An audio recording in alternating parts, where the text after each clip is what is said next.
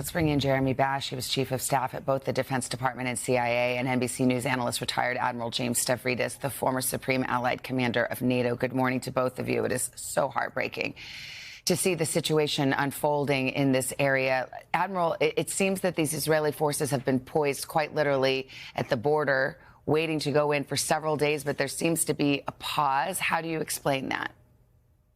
First, it is an enormous and complex operation, so I'm not surprised the Israelis are really taking their time. They've got 350,000 troops mobilized, Savannah. As a point of comparison, in Afghanistan, we had 150,000. So it's a big military operation. But I think more importantly, what you're seeing is the Israelis doing everything they can to minimize collateral damage, to ensure that the Gazan population has the maximum amount of time possible to get out of Gaza City. As Richard said, 600,000 have already done so. I think Israel would be glad to give another day and see another 200,000, 300,000 get out. Yeah, but the flip side of that, Jeremy, is that gives, of course, Hamas time to prepare as well and to literally go underground. Yeah, and Hamas has literally taken care of their own people. They've put their family in safe places, and they've told the Gazans there, stay put, because effectively they want human shields. I agree with Admiral Stavridis. This is going to be a very complex operation for Israel. It's going to be intelligence-driven, going after targets, looking for Hamas leaders, weapons caches, rocket factories. What about the humanitarian situation? Because, of course, there's two ways in and out of Gaza. One is to Israel. That is shut off. The other is via Egypt. Egypt has not said it wants to open the Rafah gates to have a flood of refugees.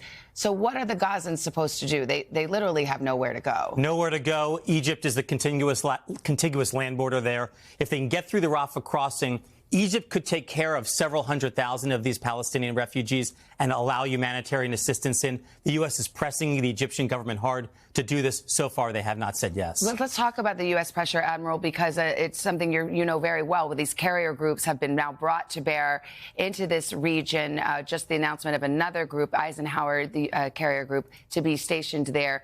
What is it's not just a symbolic show of force. What is the mission there?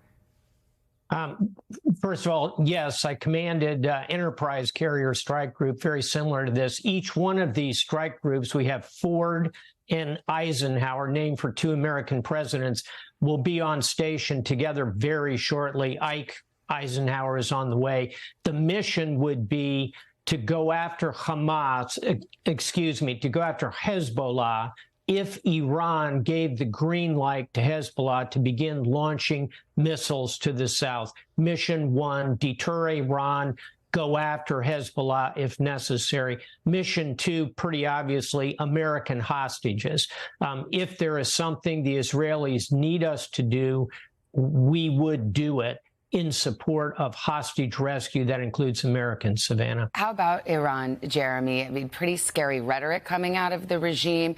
The National Security Advisor, Jake Sullivan, suggesting they haven't seen actions, overt actions from Iran yet, meddling, and we've heard the president's warning, don't do it. Yeah, but there has been skirmishes along Israel's northern border, and the Israeli towns and cities are being evacuated by the IDF. So there are civilians on the move on both sides of the border. If Hezbollah unleashes a fury of rockets on central Israel, you can expect the Israelis to retaliate, and the Americans will be ready. And quickly, what of the hostages? 199 hostages, including Americans, still there. Elderly, disabled, infants. We have no playbook for this. They may be underground. We've never had to support an ally fighting a war underground.